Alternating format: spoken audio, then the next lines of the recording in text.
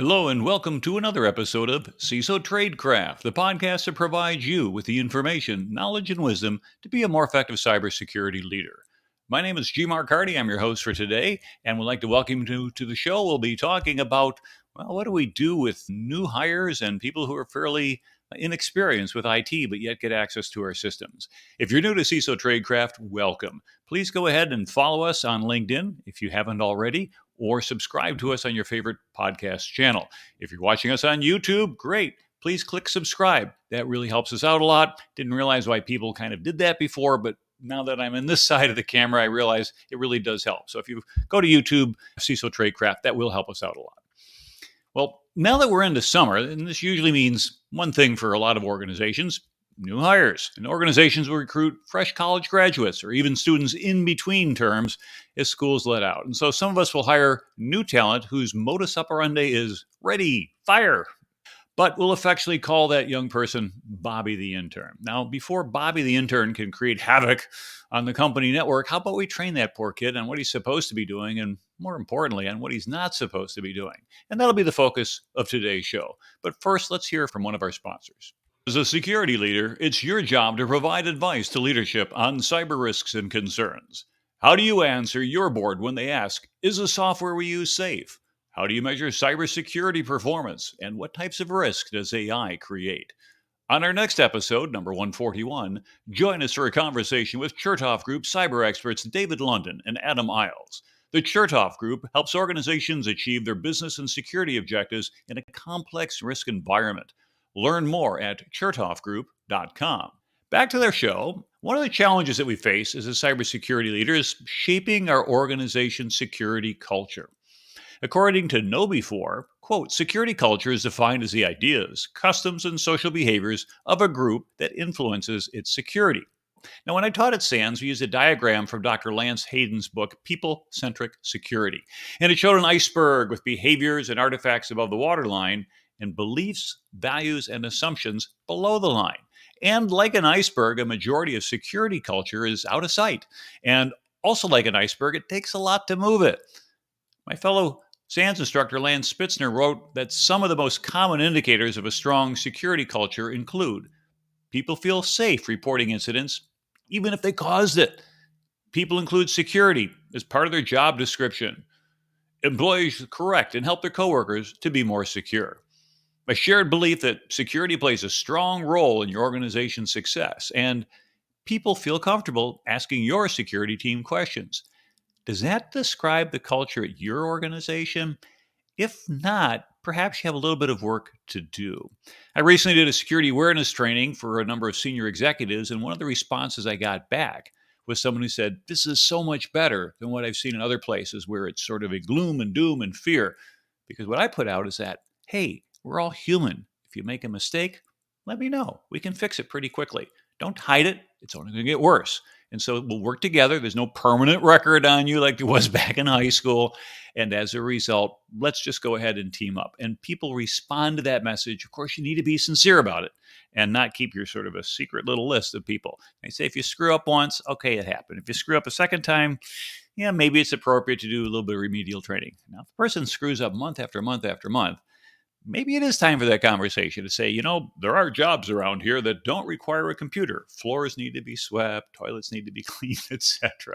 Well, anyway, we'll go back to this idea of security culture, and it's about making the entire organization resilient to cyber threats. And part of achieving this outcome is building a culture that promotes security vigilance, and that begins from day one. Let's go over the basics that everybody in the company needs to know. Let's start with something that grabs their attention. Start by showing a picture of the company's core product. This could be the Amazon shopping website, Netflix homepage, a picture of the latest Tesla vehicle or the latest iPhone, depending on whatever your company happens to make. And this picture should be something that brings pride in the brand of the company. You might ask, what do customers think about when they see this product? Should be good feelings and knowing that it's something that's valued. Now, take that same picture, maybe add animation so you start to see things like third-party data loss, ransomware, phishing, denial of service attacks, intellectual property loss, compliance violations, loss of customer data. And if you knew that these things frequently happen at this company, would you as a customer still want to buy that product? So you want your people to see that cyber incidents harm the brand.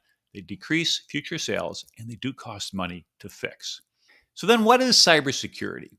We assert that cybersecurity is the business of revenue protection. Now, that should make sense to you, but what is revenue protection all about? Most everything that an organization does relies on software and the data behind the software. For example, without software and its data, most organizations would be unable to send email, collaborate, record customer sales, send invoices, document accounting expenses, and execute banking transactions. Revenue protection focuses on ensuring that the business understands, manages, and mitigates the risk of data being disclosed, altered, or denied. These three items map back to confidentiality, is it being disclosed, integrity, has it been altered, or availability, is it being denied. The CIA triad we learned early on in our cybersecurity careers. Well, now that we've kind of defined what cybersecurity is, we need to understand how that's achieved. And good cybersecurity comes from executing cyber practices commonly known as cyber hygiene. And typical examples of this include, but they're not limited to, security awareness training, risk assessment and risk management activities, application security and vulnerability management activities, business continuity exercises, disaster recovery, incident management and response, audit, compliance, and control activity. See, these practices ensure that organizations understand, manage, and mitigate the risk of their data being disclosed, altered, or denied. Now that our new hires have a good understanding about what cyber is about, on what do we want them to focus? The 2023 Verizon Data Breach Report, which is one of the largest studies on how bad actors break into companies, says that the three primary ways in which attackers access an organization are stolen credentials, phishing, and exploitation of vulnerabilities. Now let's start with those three things and give helpful advice on each to our new hires. Start with stolen credentials. If you log into any IT application with just a username and a password, you're doing it wrong. Because without a whole lot of detail, here's a few reasons why. Because people choose obvious passwords, they reuse passwords. They typically write them down. The typical, yellow sticky on the bottom of the keyboard. When somebody leaves the company or changes their role, the passwords aren't always revoked. Now, I had a situation where one of our interns this past month, we're talking to him, and he said, "Hey, I need to get a copy of such and such." And okay, fine. Well, I'm using this guy's account and password. Really? Oh, yeah. I mean, we share it all the time.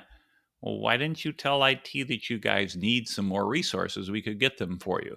Now, here are these fairly junior people, smart as all get out, no question about that don't understand the concept of cyber hygiene. And not only do they not just have a single password, but it's being passed around like a party.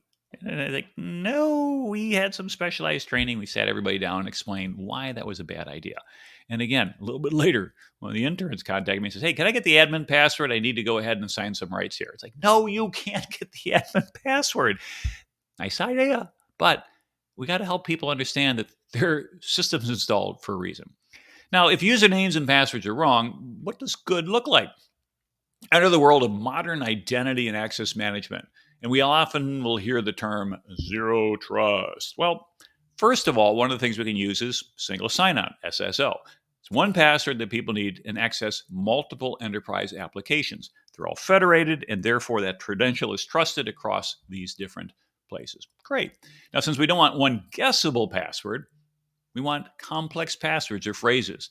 Now, I suggest that something more than 15 characters is long enough at this point in time. Teach users to create passphrases. Something like, "My favorite book to read is Lord of the Rings," or "The little girl went to the store to buy some food for her cat." Or better yet, show them how to use a password managing tool like a Bitwarden or LastPass, or there's a whole class of companies that are out there that do that, which means you memorize one password and then it can maintain and even generate a lot of complex passwords. Google will do that for you. Do that in Google Chrome. The problem potentially with storing it in Google Chrome using Google Chrome's browser is what? To access those passwords, all you need is a device password. Well, on my laptop, I've got a pretty long login, but you know what? On my cell phone, it's go ahead and hit the pin in there, and all of a sudden, that's all that stands between you and somebody's got 5 minutes with your phone and you're not there harvesting a whole bunch of your credentials. So you got to think carefully about how you do that. But the whole idea is length is better than complexity. The whole idea of uppercase, lowercase numbers, and special characters and changing them any 30 days. Little homework assignment, go look back up. You'll find that that was back from the days of the PDP-11, when that's about how many times it would take to search the entire space of 8 characters with upper, lower number special characters, giving you about 80 some odd different variants. Take that to the 8th power, and then look at the instruction speed on that computer. It would take about 60 days to try them all. So halfway through is 30. Yeah, that's probably a good safety point. We still do that, and I still see password policies where you need all these crazy complexities. Best idea would be say, hey, that's fine, as long as the user doesn't have to remember it. If using an effective password manager, have a big, long password, and it can be nothing but words. But don't make them verses out of a song or something else. But as they say, something that people come up and that's absolutely unique to them that they'll remember.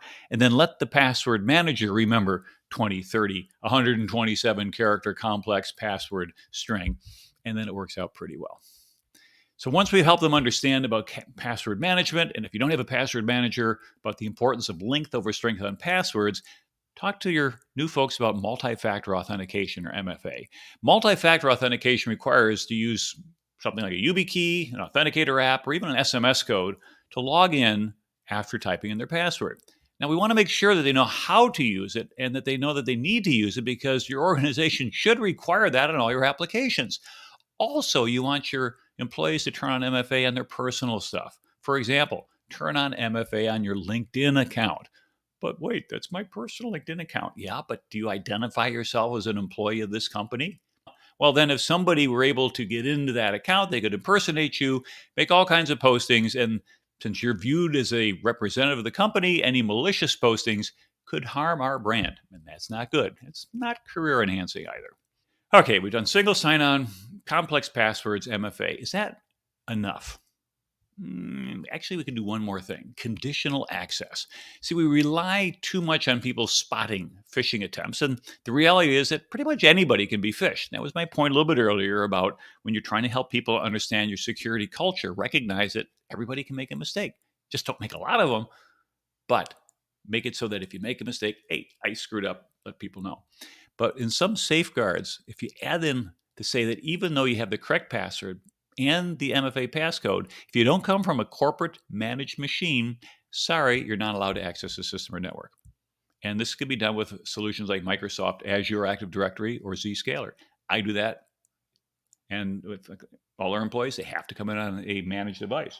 If it's not a managed device, can't come in. But I want to check my email, then bring your corporate phone or bring your corporate laptop. But I'm on vacation. Well, then be on vacation, all right?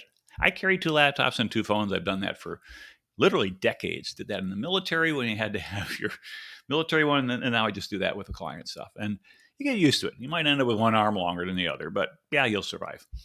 Now, if we can do these things and teach people about them, then we have significantly reduced the risk of stolen credentials in our environment. Now, one more thing. Just remember that credentials don't only belong to humans. Credentials can also belong to software.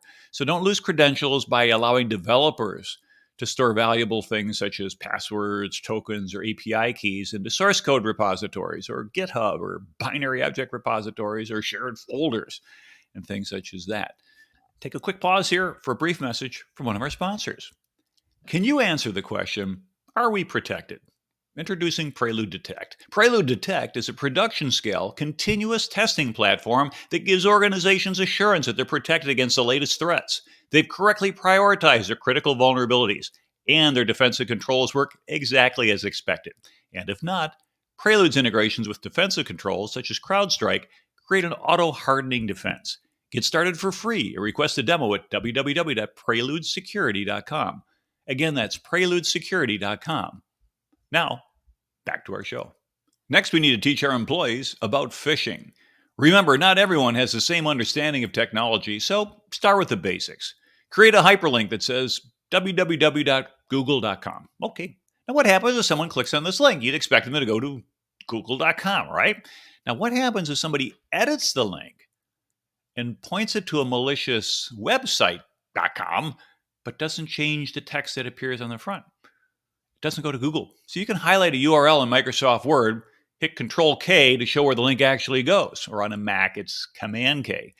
But it's a helpful feature since marketing folks will also shorten a really long URL found on a website and just put the word link over it or click here on top of it. Now, understanding that URL links can be used to trick you is how some attacks begin. You see, bad actors are not going to type click nefariouswebsite.com in an email that they send you. They're going to send you an email that links to something you're familiar with. It could be UPS packages, Zoom invites, addition to a Slack group, your company name with a typo. We've been getting a lot of DocuSign requests lately that look like a DocuSign, but you click on it, and then it takes you to a place saying, oh, you need to log in with your Microsoft ID and password. It's not really a Microsoft site, but it sure looks a lot like it and things such as that. And so what we want people to do is notice if something that they get is normal or not. And the way you can tell if it's an email is normal, if it comes from an external email address, for example, if you work at Walmart and your email is john.doe@walmart.com and you get something from walmart.de or walmart.xyz or walmart. Any one of the 1,400 plus top level domains, because I don't think they've gone ahead and bought every last one of them, then it's not an internal email. Now, it could be blocked and detected at your gateway. There's a lot of rules. For example, I use Microsoft 365, and we can identify that for spoofing. And if somebody says, let's say, Joe Wilson is your CEO or Nancy Johnson is your CFO, and you get Nancy.Johnson at some lookalike.com, it's going to flag that. Or something comes in and it doesn't pass the DMARC or DKIM or SPF framework checks, it'll look for that too. But if you get an email from UPS and you're really expecting a package from UPS, don't click on the link. Just log into ups.com and search there for your package, or drag your mouse and copy the package name or the tracking number and drop that into the web browser when you go to that website, because it significantly reduce the risk of clicking a bad link. It's going to get you to the same place if it's legit. Now, according to this year's Verizon Data Breach Report, 83% of breaches involve external actors. 5 out of 6. 74% of breaches involve humans, either through social engineering, errors, or misuse, meaning probably the rest of them is going to be technology. 50% are socially engineered. Their incidents involve pretexting. Believable story that someone comes up with that you get suckered along. You wouldn't do it if you didn't realize they weren't lying to you. 24% of the breaches involve ransomware, and 49% involve stolen credentials. See, a lot of organizations today are putting a warning banner on the top of their emails to help people understand when emails originate from outside the company. And if you see a warning banner or you see an external email address, stop and ensure that you're dealing with legitimate correspondence from before continuing. If it's an email you're expecting, it's probably okay. But if it's unexpected and I want you to click on a link or open an attachment or call Microsoft right away, that's a bit sketchy. I've got some pushback in some organizations. We added that, and the execs say, well, why do I need to do that? I deal with external people all the time. Well, I'm aware of that, but not all employees do. And maybe we have to kind of structure it out, because if somebody's in sales, they're going to be dealing with external all the time. But if you're internal on accounting, you might not ever be talking to somebody unless you're receiving invoices. But if you're on a dev team, you're probably not dealing with a lot of external messages. And so as a result, these things are very, very valuable. Now, here's a little rule of thumb to go ahead and teach your folks. If an email creates an emotional response because it wants you to click on a link, an attachment, urgency, or bad things are going to happen very soon if you don't, that's really, really sketchy. Report these to the cybersecurity incident response team. You should have set up an Outlook little button that says report phishing. It takes only a second for users to do so. Of course, you need to set that up in advance on your end if you're a security leader. But here's why we want everybody to report phishing emails instead of, just deleting it. Let's say 3 people get sent a malicious email. 1 clicks it, 1 deletes it, and 1 reports it.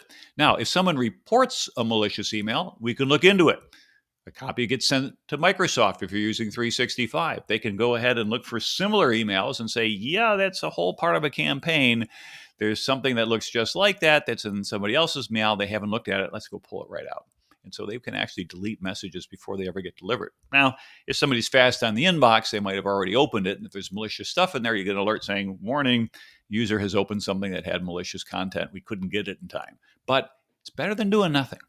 Now, if you have people who click on these things and look further, we can do an investigation. You can do kind of a link analysis. Hey, this person, and this person, they all got the same email. This person reported it. This one didn't. All right, let's go ahead and you can make sure that gets thrown away. This one opened it and activated something. So that might be where the problems are coming.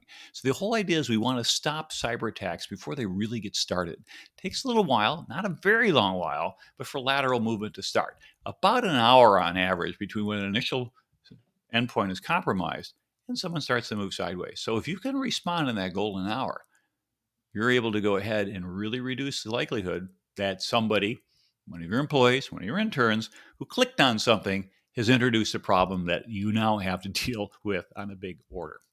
Now, if you get an email that looks beyond simple phishing, we recommend having users contact the cyber department. Start a conversation if you see a business email compromise where someone's trying to change payment information on one of the company's suppliers. And they're not going to give up after a single attempt. There's a lot of money to be made. I've seen some of these at the companies that are targeted. These attackers do a lot of homework. They do a lot of research. Why? Because there's a big payday on the other end of it. And so what happens is that if they can get into somebody's email account, probably through phishing, because you don't have MFA turned on, and so someone falls for a phishing email. They say, enter in their ID and their password, but give it up to the bad guy, and they say, okay, here's your DocuSign or here's your whatever. They think nothing of it. What the attackers will often do then is they'll log in late at night. Go ahead and read the inbox, read the outbox, and then log back out. They'll try not to leave any tracks. But when they start to see contracts or payment terms or things like that, once a contract goes out, I saw this with one of our clients, that evening, the attackers logged in, sent a chaser email to the client saying, oh, by the way, here's a new banking information. Please make sure you send their payment there. Send it and then deleted it from the outbox. And then this happened 3 different times. And so eventually the customer is not getting their stuff because the company isn't getting paid. And the customer calls up saying, hey, where's our stuff? We paid you. And they said, no, where's our money? You didn't pay us. Well, we paid you. No, we didn't. Yes, we did. Well, where did you pay? Well, we paid there. We said pay there. No, you said, oh, yeah. That all could have been avoided with multi-factor authentication because that stolen credential, when someone tries to log in, and by the way, because they were so good about deleting the emails, and eventually when they're done with that account, they scorched it. They wiped out this person's sent folder for almost a year. But I was able to get information from the other end of the correspondence. And what we found out is, not naming any names here, but IP addresses went to Lagos, Nigeria. And nothing against folks in Lagos, but I don't know, 100,000 US dollars goes a long way there. Probably spends a little bit better than it does in New York City. And so would that be worth time and energy and effort and patience to attack somebody? Yeah. And so what you want people to understand these scenarios of BEC, business email compromise. And then what I do is in my contracts, I make it part of the contract. I said, this is the payment information. It's in the contract. Any change to the payment information must be signed by both parties in advance before it's approved. So if somebody ever were to get in to one end or the other and try to change the payment information, and the other party knows, hey, contractually, I can only pay account A, but they're saying pay account B. Let's get them on the phone. You're making it much more difficult for an attacker. And if they do pay B, they can't say, well, somebody pretended to be you and they faked us out. They say, well, look at the contract. What does the contract say? Oh, it says that if we send it to somebody else, we're on the hook for it. I said, yeah, I was trying to protect you. So most companies only make that mistake once. I'm trying to help you make that mistake 0 times. Okay, the last way that bad actors get into companies is by exploiting vulnerabilities in software. Now, if you want to have developers build a secure website, they need to do at least 3 things. One is they have to patch their software and keep it patched. Software ages like, well, milk, not like wine. It doesn't get better with age. And over time, people discover vulnerabilities. And if you're using an obsolete package, the problem is that a lot of that updated version will have similar code, and they'll patch it up here, but they won't patch it here. So an older version of PHP or even operating systems. I love Windows XP, but there's still code in XP that's used in Windows 11. Go ahead and change your network information around, and you'll notice that was the same screen you saw in 2001. And who knows, it might have been there from Windows 95. They haven't updated the code. But if they had found a problem in it and they patched it, they're not going to patch the earlier versions. So make sure patch software at all levels, OS, the middleware, application tier, etc. And once that's done, you want to make sure you have a good, solid configuration. The Center for Internet Security, CISecurity.org, has benchmarks. And these benchmarks, which you can download, will help you give guidelines for how to secure your applications. See, operating systems and web servers and other things have some pretty bad defaults from a security perspective. They're designed to work when you take them out of the box. So turn that stuff off. Some vendors have gotten better. If you get a home router, remember we used to get the Linksys routers and 192.168.100.1 and admin. And that was your login for everyone on the planet. Now, you may still have a login of admin, but you get more complex passwords. I know that cable modems that I get here from this company here, word, digit, word, digit, word.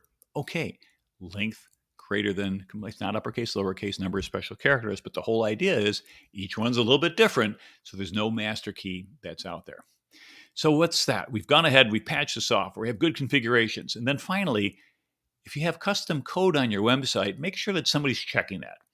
You've got static, dynamic, or interactive security testing, SAST, DAST, or AST if you pronounce it that way, or software composition analysis, SCA scanners. These, I'm not going to spend a lot of time on these, but if you want to learn more, we already have talked about it. So check out episode number 35, Setting Up an Application Security Program, or episode number 94, Easier, Better, Faster, and Cheaper Software. See, the point is, if something is accessible to the internet, it needs to be secure. Now, even if something is internal, it still needs to be secured. For example, we often hear developers say, well, I'm not worried about patching something because it's behind the firewall or it's on a system that uses MFA. And in response, ask, is this system frequently used by developers or admins? Well, yes, it is. Okay, so if I successfully phished one of those employees and ran a simple command like netstat to see where the developer admin was currently logged into, would I see access to this system? Well, yes, you would. They spend most of their time on it. Now, if I saw that someone had current access to the system, and I did a simple scan and saw the system was version XYZ, which had a remote code execution vulnerability and it hasn't been patched, do I really need their login credentials? Not really. I don't need to phish them for it. I'm in. So, okay, then, so seems like something we should patch, right? So using this type of questioning gets people to understand how the things that they've been taught about security might not actually be good enough. They need to have an attacker mindset. The offense informs the defense to see how things can be harmed. And that's really the whole focus of threat modeling, which we'll leave that for another day. In addition to the big three Verizon attack methods of stolen credentials, phishing, and exploitation of vulnerabilities, we should also highlight a few more attacks for our new hires, or Bobby the Intern, as I think we're calling them. First are third-party applications. See, Bobby, please don't sign this organization up for a free tool without going through our internal procurement process. Well, why? It's free. See, new hires think they're adding value when they're creating efficiencies. They want to use things like ChatGPT to get quick answers, Grammarly to get better sentence structures, or Otter AI to take notes in meetings. And these can be good things. However, they also come with risks. ChatGPT has had data breaches. When you give Grammarly access to your sensitive data that's in your document, you don't know what it does with it. And Otter AI and its peers could retain all of your information that you upload to it for improvement, for study, etc. But this is how the AI models train. They learn from you. So let's make sure we get these enterprise level licenses and contracts with these services in place to protect our organization.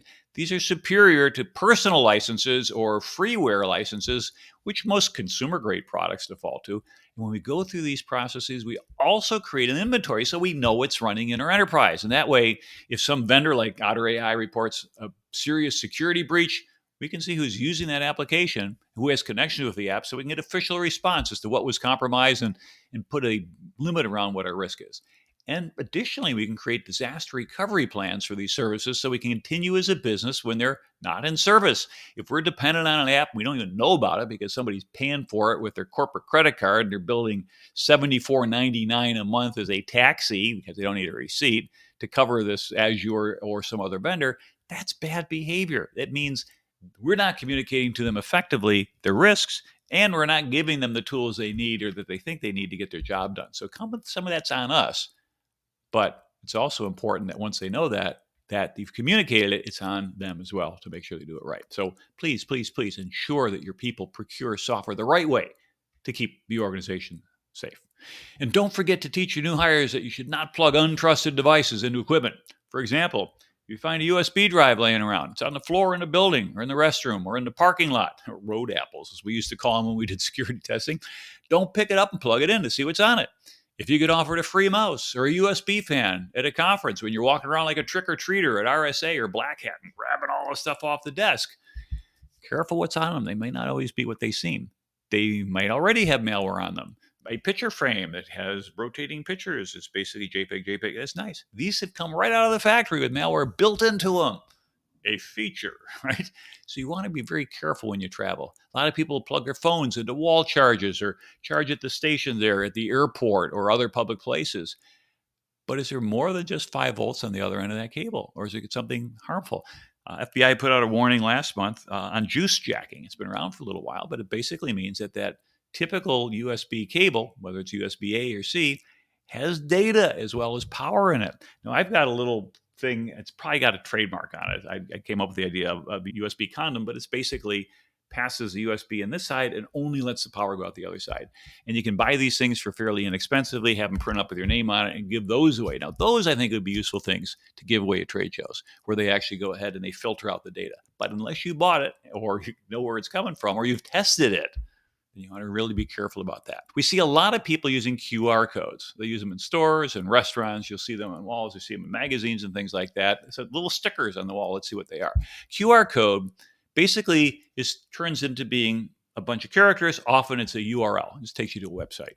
Unless you use an app that screens these codes, you can't know in advance if these links are malicious. So if you're in a restaurant like, Chick-fil-A, and you see a QR code sitting on a card on the table or whatever, you just open up your camera application and scan the link. Go to the App Store and look for the Chick-fil-A app if you want to do it that way. That way you can see the official site with millions of downloads. Now, I found a tool, and you can look for it. I'm not going to pitch any particular brand here. That what it is I don't use my camera application. This is actually a QR scanner tool. And I hold it over the QR code, and then it says, this is a destination. It sorts it out. And then it says trusted, safe, unsafe, or I don't know. A lot of these things will go to shortened URLs. And if you're familiar with the concept of a shortened URL, it's just a redirect where you go to something that's just fewer characters. So otherwise you don't have this big, huge, complex QR code. And then that redirect takes you to where you're going. One of the first ones was bit.ly. Very popular. I like the idea. I've used it a lot. But the thing is that how often do you do business with Libya? I mean, technically, that's the .ly. And so as a result, if you have a domain that's a bit.ly slant blah, blah, blah, blah, blah, show you a little trick. Put a plus sign at the end of it and then enter it in your browser. And that takes you to the control page for the person who set that up. It shows you exactly where it goes to, as well as other things like that. Not everybody does that. But the danger of shortened URLs is that you have to go here and then bounce over to the other one. So again, help people understand that there's a potential risk there. One final thought for all your employees. Users have the ability to delay when desktop patches are done. Ideally, you have automatic patching enabled, and it restricts what delays users can choose. We use that where you've got to get your update. You've got so many hours. I'm busy. I'm working on I get that. You're working on a project. But you got to sleep at some point. So we're going to give you at least 24 hours in which you have to apply the updates, or it's going to just reboot on its own. That's what Microsoft does.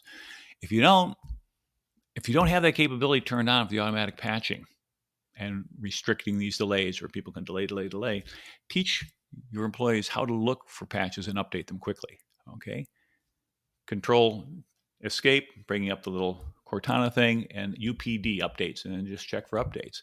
If you're in Microsoft 365, any of the applications, Alt FDRU, file account update now. I don't know why they got those letters, but that's what it happens to be in the shortcuts. I love keyboard shortcuts because, been around for a while. And so why use a mouse when you go quickly? But the whole idea is the updates that happen for Windows aren't necessarily updates that happen for your Microsoft 365 apps. And they're not the updates that take place for your browser.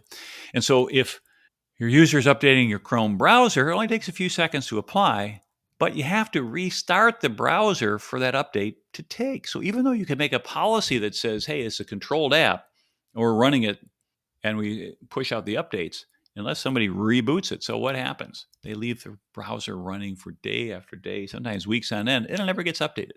Well, one of the things you can do, I use Chrome a lot, is that you can set it so that when it restarts, it says, bring back all of the old windows that I had before. Now, that makes it a little bit easier to apply a patch or reboot like that. The only thing is you will not get back your incognito windows. And I like to do incognito. In fact, I'm recording this on an incognito window. mostly because as a force of habit I've had, when I close down my browser, I got no cookies left over, I got no history left over. It's nice and clean and nothing ever builds up.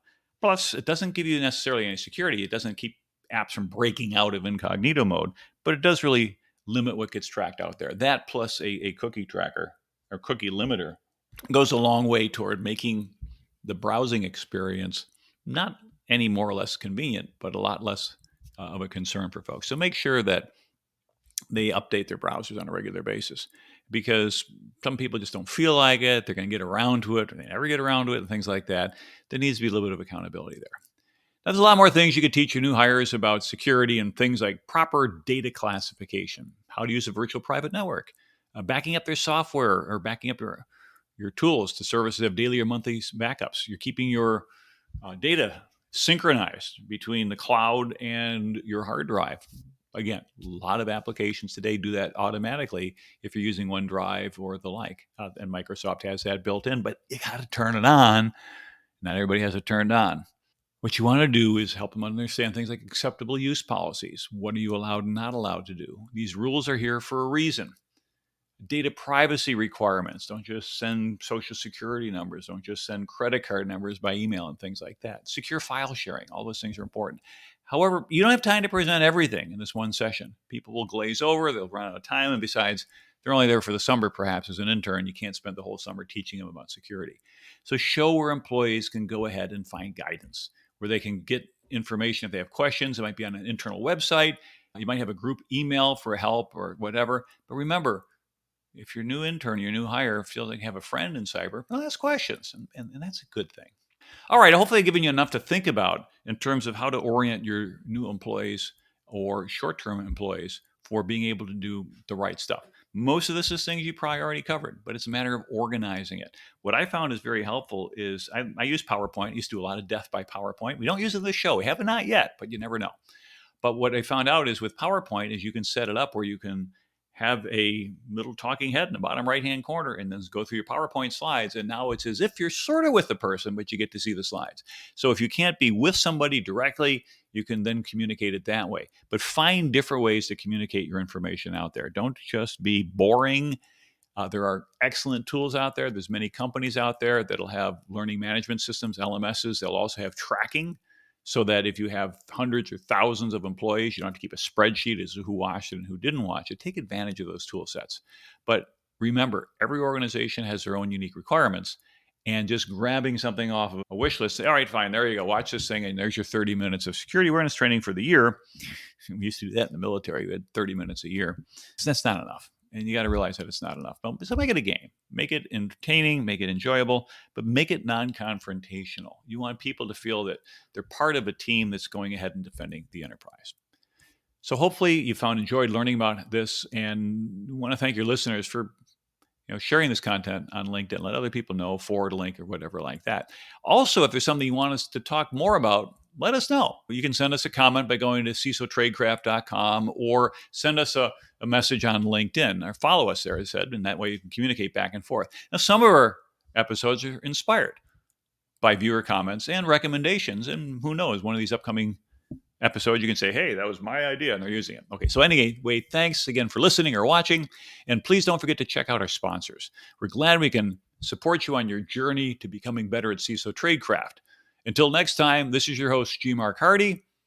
Have a wonderful day and stay safe out there.